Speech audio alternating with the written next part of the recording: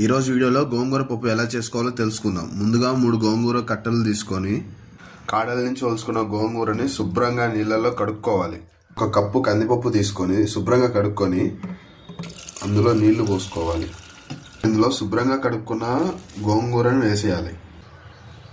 5 పచ్చిమిర్చిల్ని cut చేసుకొని ఇందులో వేసేసుకోవాలి. కొద్దిగా పసుపు వేసుకోవాలి.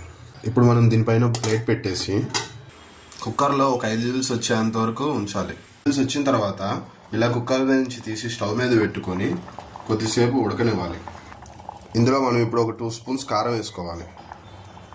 సరిపడా ఉప్పు వేసుకొని ఒకసారి బాగా కలుపుకొని ప్లేట్ పెట్టేసి 5 నిమిషాలు ఉడకనివ్వాలి.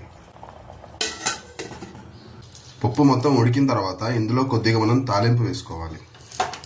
మనం ఏంటంటే పప్పులో చింతపండు అనేది వేసుకోవాలి. వేసుకుంటేనే టేస్ట్ బాగుంటుంది. అయితే నేను తీసుకున్న గోంగూర అనేది పుల్లటి గోంగూర కాబట్టి నేను చింతపండు వేసుకోలేదు.